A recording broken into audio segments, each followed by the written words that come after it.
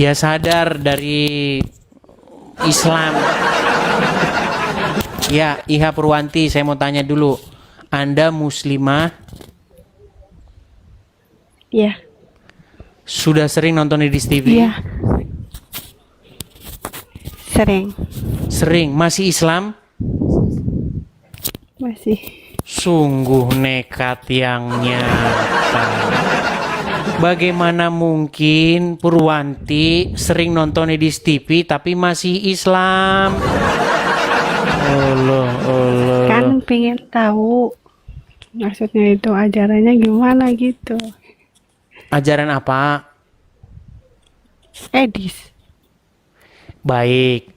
Di dalam saya kan seorang Kristen.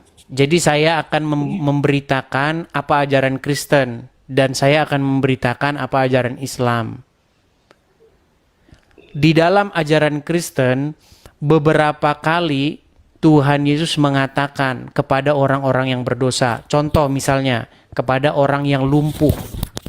Dia katakan, "Pergilah dan jangan berbuat dosa lagi supaya tidak terjadi yang lebih parah daripada ini."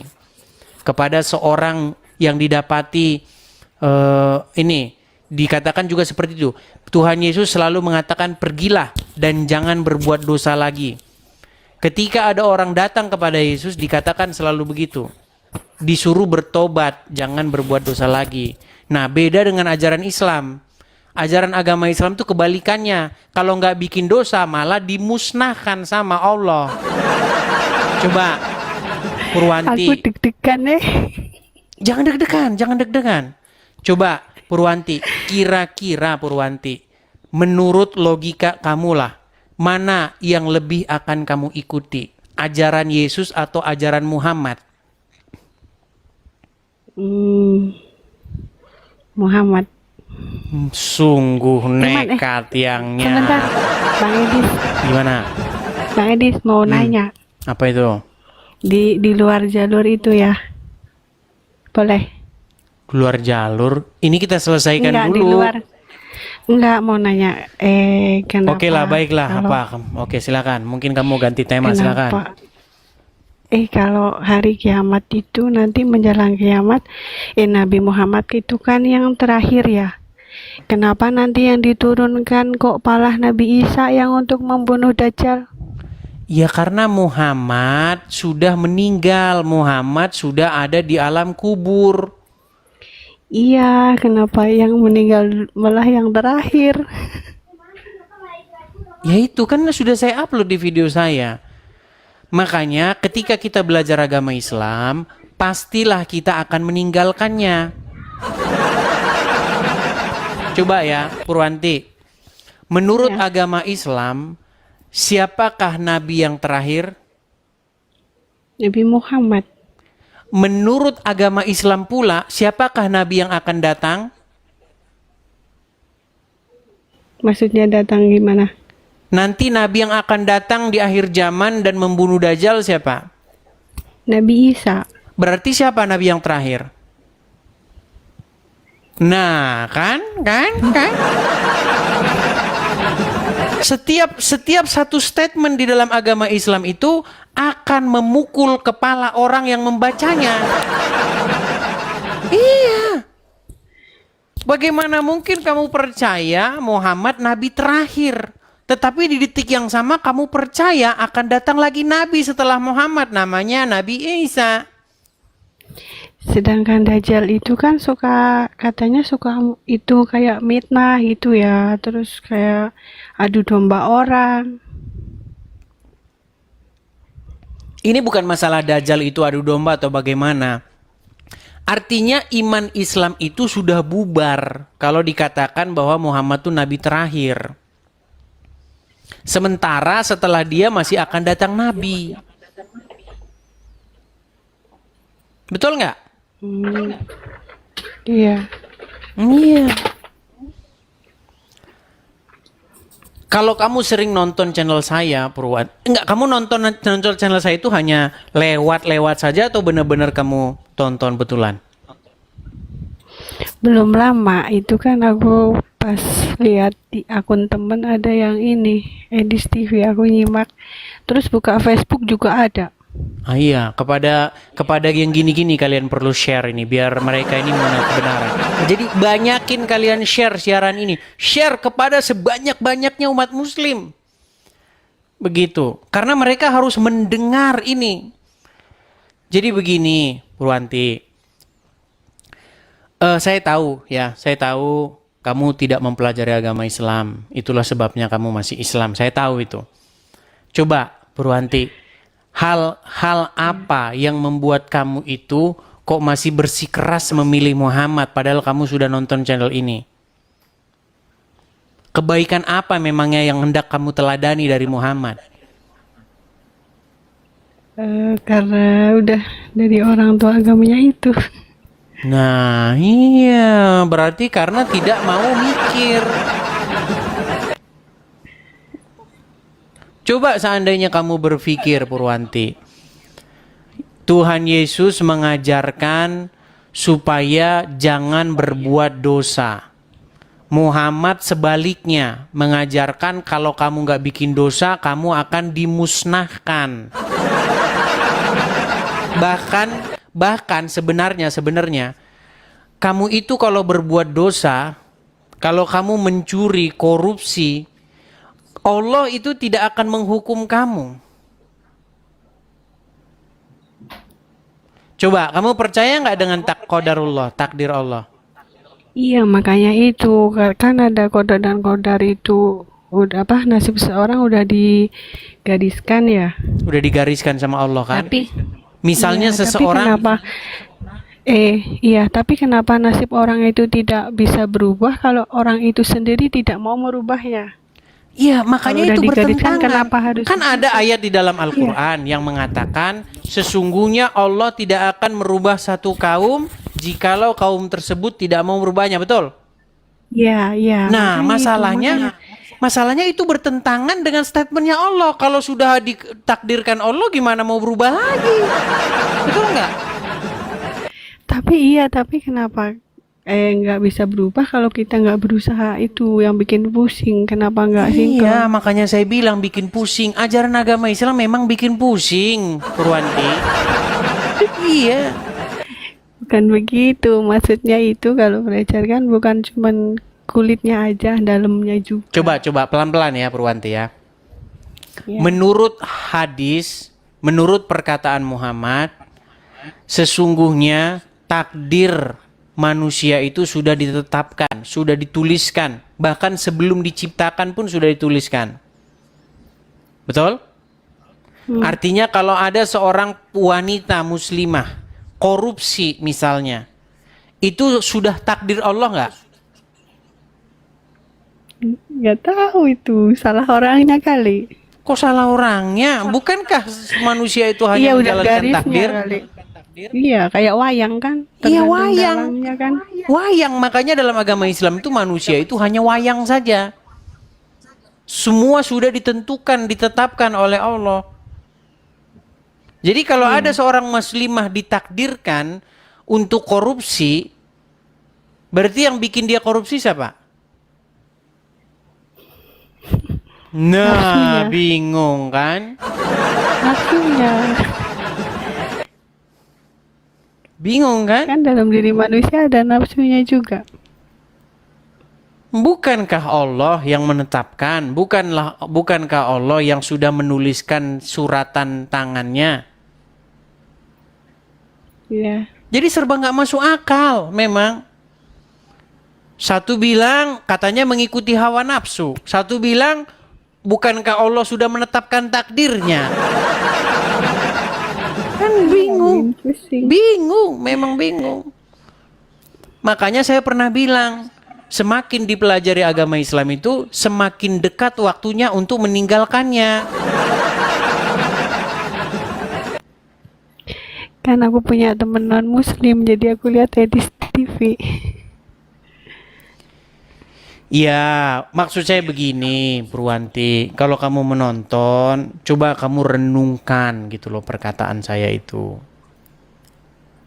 Ya kan?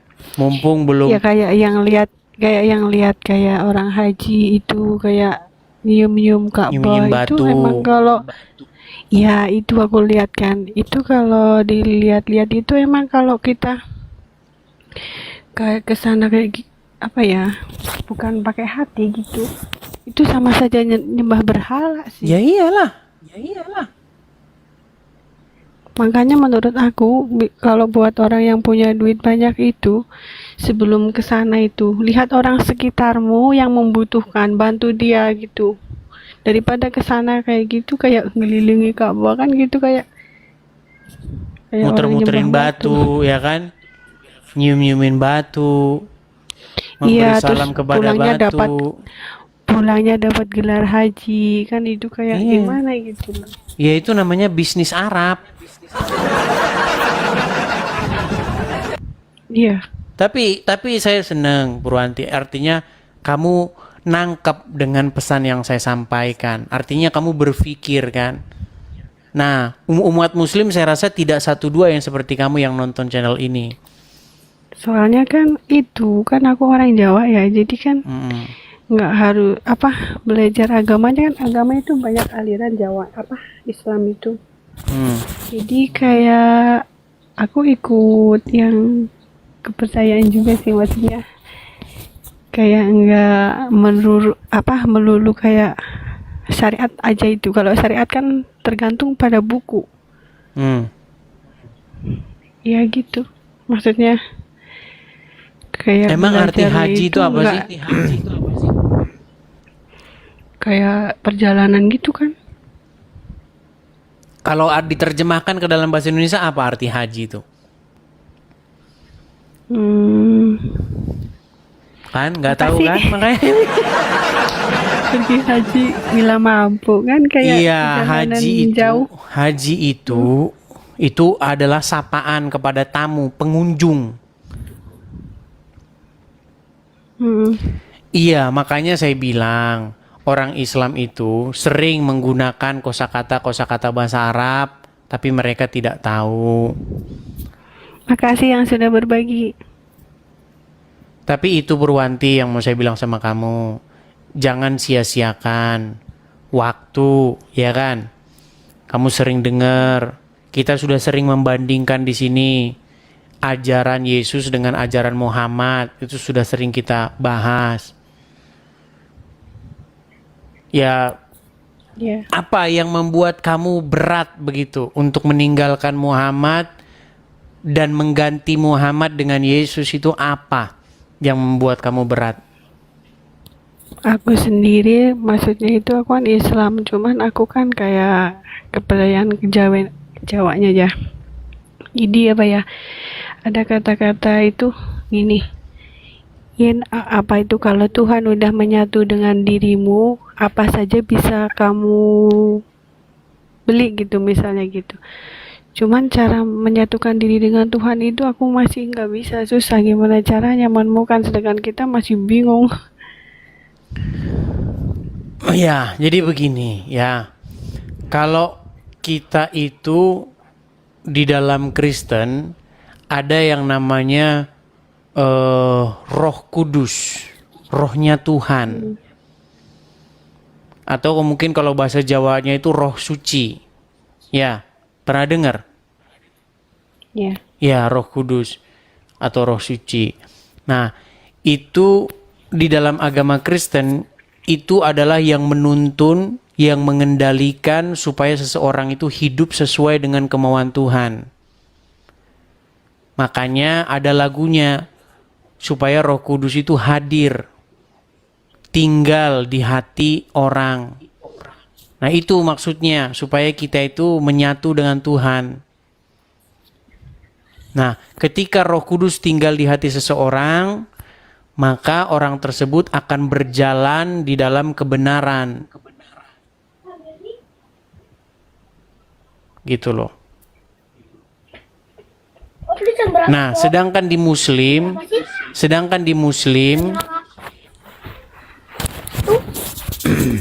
Ya terus. ya, sedangkan di dalam agama Islam Anda itu juga hidup di bawah kendali, di bawah dikuasai, tapi yang menguasai, yang mengendalikan tuh Muhammad. Makanya umat muslim itu ngikutin Muhammad. Muhammad berjenggot, dia berjenggot. Muhammad istrinya banyak, dia istrinya banyak. Iya. Muhammad pakai calak, dia pakai calak. Muhammad jidatnya hitam, dia ikut-ikutan jidatnya hitam. Sedangkan Kayak kekristenan, ada itu kan. kekristenan tidak bicara itu. Iya, ada yang pakai cadar, padahal itu budaya Arab, bukan budaya Indonesia.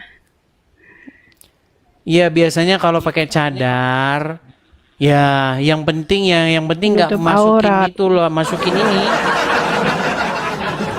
Masukin Iya kan, barang-barang di katanya Indomaret. menutup aurat katanya.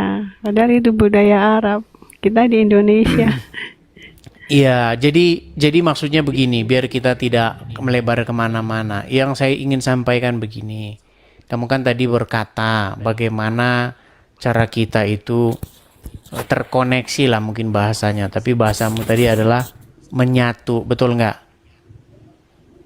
Iya. Menyatu dengan Tuhan. Nah itu sebenarnya ada, itu ajaran Kristen seperti itu. Jadi di dalam Kristen itu bahwa manusia ini itu merupakan bait Tuhan yang sejati.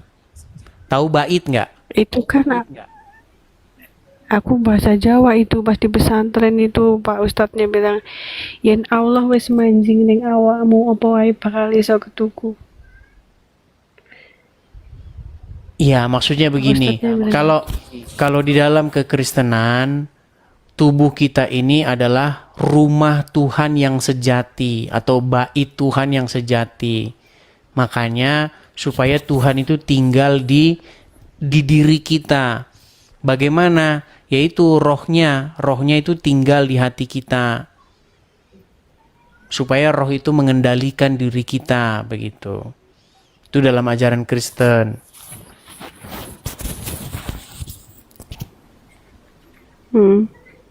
Ya tapi kan Kalau dalam ajaran agama Islam, bukan, rumah Tuhan ada di Arab, jauh. Kalau dalam agama Kristen, rumah Tuhan yang sejati itu adalah hati kita sendiri. iya betul, emang di hati. Tapi itu nggak ada Kalau konsep kita seperti sholat, konsep seperti itu nggak ada dalam agama Islam. kalau aku ada. Di mana? Kalau yang maksudnya itu kayak kita melakukan sholat itu kan kita fokus ke hati, bukan fokus ke sajadah atau ke apa. Nanti itu sama saja kita menyembah berhala. Salah. Dalam agama Islam itu kalau sholat, Anda harus memperhatikan gerakan-gerakan, gerakan kaki, gerakan tangan, begini. Coba kamu termasuk yang Salat begini, kamu termasuk yang begini atau yang begini? Nah, ada juga yang begini kan? Ada juga yang di depan begini, betul kan? Iya. Iya, beda-beda. Coba, kenapa ngadep Allah harus begini? Bingung pasti kan? Makanya saya cuma pesan sama kamu begini Purwanti. Ketika kamu melakukan itu melakukan hal yang tidak berguna dan sia-sia.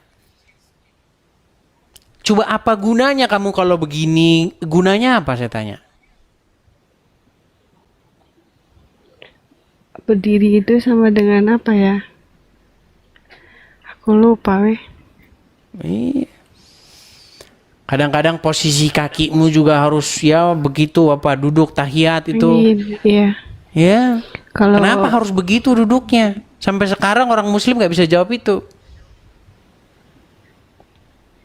Itu tahiyat yang disebut awal dengan itu. ritualisme, ritual-ritual, kegiatan-kegiatan fisik ritual. Padahal di dalam agama Kristen bukan seperti itu. Datang kepada Tuhan itu bukan gerak-gerakin kayak gerakan-gerakan begitu. Seperti itu.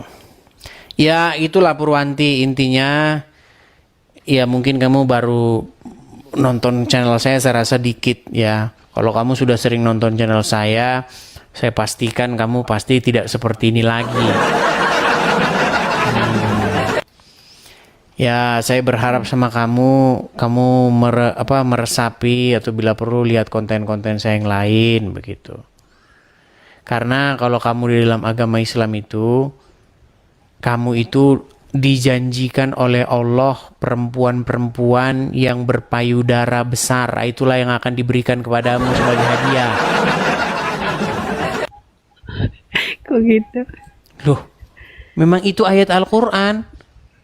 Di dalam surat An-Naba ayat yang ke-33 dikatakan bahwa pahala bagi orang-orang atau hadiah bagi orang-orang yang bertakwa itu adalah gadis-gadis yang susunya besar.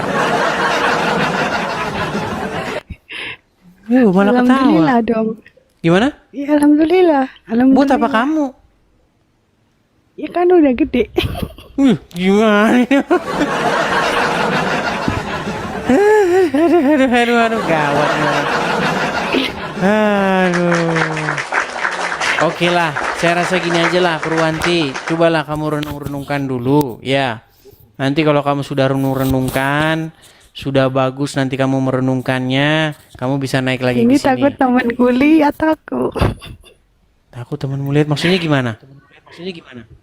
Temen di TikTok ini kan banyak. Teman-temanmu banyak yang Kristen. Ada. Ya, Aku lihat di saya absen gini. di situ ada. Iya, maksud saya begini. Purwanti. Kamu renungkan perkataan saya. Jangan terlalu banyak nanti. Nanti kalau terlalu banyak, nanti kamu jadi nggak ada satupun yang kamu ingat. Dari yang sudah saya utarakan situ sajalah. Kamu renung-renungkan. Begitu ya? Baca, ya.